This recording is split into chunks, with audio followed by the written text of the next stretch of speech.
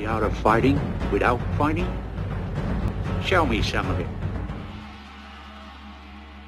Hi there everybody, Michael Valenti here with the School of Self-Defense in Indianapolis, and in today's video I am answering a request by one of my viewers where they asked me to express my opinion, my take on limb destruction for self-defense.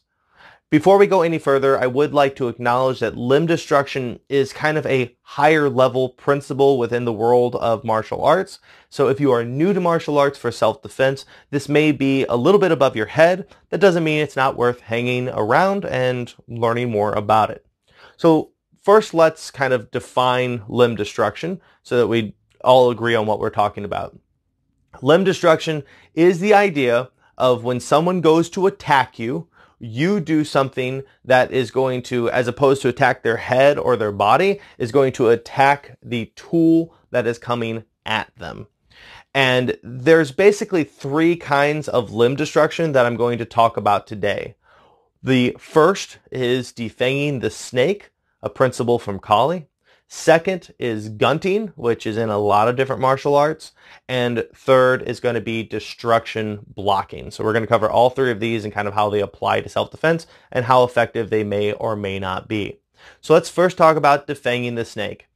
Defanging the snake is a principle that if you have a weapon, particularly a sharp weapon, but any weapon that swings, and your opponent has a weapon, that when they swing at you, you step back, stepping out of range, and then strike the limb that is being swung at you. So if you imagine you swung a knife at me, and as opposed to trying to block your knife, I stepped back out of range of your knife and then swiped my knife against your wrist so that it would cut the tendons and you'd drop your knife. This is defanging the snake. And this is really base level Kali. It's actually one of the first things you learn when you study Kali. In my opinion, it should be the first thing you learn right after you learn how to hold the stick, is you should learn how to defang the snake. I think it's probably the most effective technique in the world of weapons. I use defanging the snake all the time. It's an extremely effective tool. It's so effective that I always say that all of the curriculum that we have in Kali is for if you failed to defang the snake. So the problem with defanging the snake is for it to work, you need to have a weapon in your hand. You need to have a knife, a sword, a stick. You have to have something. Defanging the snake with your own hand doesn't really work, which brings us to the second step in the matrix of limb destruction, which would be gunting. Now, gunting, generally from my knowledge, stems from still having a weapon in your hand. So what is gunting? Well, if you imagine, same thing, you go to hit me or you go to stab me, and instead of stepping back, instead I parry your strike. And while I'm blocking your strike, my other hand takes my knife and slices against your bicep or swings back and slices against your tricep. So this is how gunting would work with a blade. And if you don't have a means to create space so that you can do defanging the snake, gunting is a pretty good tool if you happen to be in a situation where you're having to be in a knife fight, which would be obviously ridiculous, at least where I live. But I think in particular, this viewer was talking about an empty-handed version of the same thing. So instead of it being with a knife, which obviously would be a tremendously effective tool, instead I block your punch. So this time you aren't stabbing me, you're punching me. I block your punch and I take my knuckles and I wrap my knuckles into your bicep, like mousing your bicep. Or I take my block and I hit on the back of your tricep or on your elbow, trying to hyperextend your elbow. This is also a form of gunting. And this kind of gunting I will kind of address on two different levels. Like, does it work and does it work best? So first, does it work? The answer is yes. I actually teach this on the higher levels of CDS. So if you were to train with me for like a couple of years, I would eventually get around to teaching you gunting. I don't think gunting is a completely useless skill. I think it works. And the idea is as you throw that punch, I hit your bicep and it makes it physically painful for you to throw another punch. Or I hit your elbow and it makes it physically painful for you to throw another punch. And in some more aggressive fights, I have done these tools and it hurts. It hurts them a lot. I've had them done to me and it hurts. It hurts a lot. So to answer the question, does gunting work? Yes, it hurts. It hurts really bad, and if it hurts, it works. Having said that, the question of does this work is very rarely the best question. A lot of people in the world of martial arts love to ask the question, yeah, but would that really work in real life? Does that work in real life? The truth is most martial arts techniques work to an extent. The better question to ask is, does this work best? Is this the most effective way to handle the situation? And the way I figure it is if I could reach your bicep, there's a pretty good chance I could have reached your eye. So something along the lines of a split sector where I'm blocking and striking your eye would have been a better use of the free hand than it would be for me to gunt.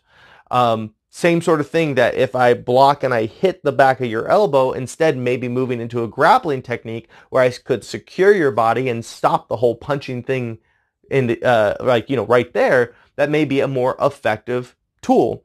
So I would say that gunting, whereas it hurts them, and it maybe even will make someone not want to throw a punch, I don't think it's good self-defense, if that makes sense. Because I think that there are better, more effective tools, and in a self-defense situation where where your safety and maybe even your life is on the line, I think we want to be using the most effective tools that we possibly can. So gunting, it's generally good, but I will say that it's almost never best. So I would go for a different tool in a self-defense situation.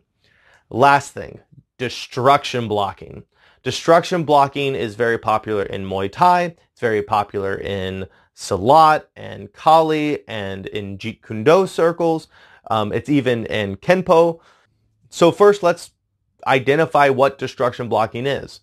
The idea of a destruction block is to block in a way in which it is physically painful for the person to hit you.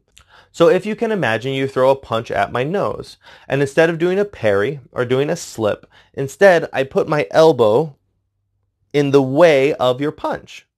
So your fist ends up hitting my elbow instead.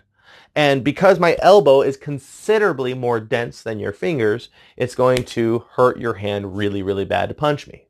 Another example is, some people call this leg checking. I just call it destruction blocking, but I'm sitting down, but so I can't stand up and show you. But if you imagine you throw a kick at my legs, these are my legs, and I stick my knee out. I stick my knee out so that your shin hits the tip of my knee.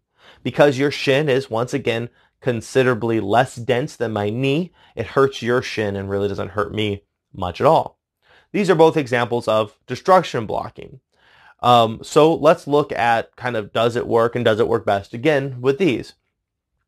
So does it work? Yes. Yeah, destruction blocking is an incredibly effective tool, and it hurts. It hurts like a son of a gun.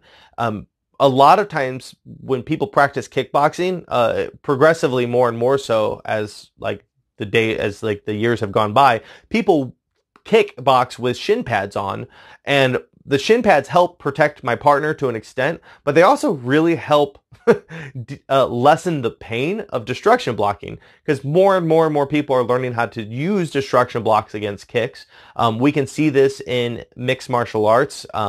If you just type in like UFC leg break, you'll see a lot of examples of people using destruction blocks and it actually breaking people's shins because they kick so hard and then they just smash into someone's knee and their leg breaks. So these are examples of destruction blocks. And destruction blocks, they work. They work really, really well. So let's question if they work best. Is this the best option in that situation? And I'm going to kind of maybe fence it a little bit on if it works best. I'll first say like there are a bunch of other things you can do if someone punches. There's a bunch of other things you can do if someone can kick. So, we can slip, we can parry, we can do any other kind of block, we can move and counter hit. All those things are also really good things. But destruction blocking is interesting because it's easier than you think it is. The idea of someone throwing a punch at you and you targeting with your elbow and block and like making them hit your elbow, it sounds very kung fu-y, well, Kung Fu's awesome, so I don't want to say Kung Fu. We'll say Kung Foolishness. It sounds like BS. It sounds like, yeah, you could do that in class, but you couldn't do that in a fight.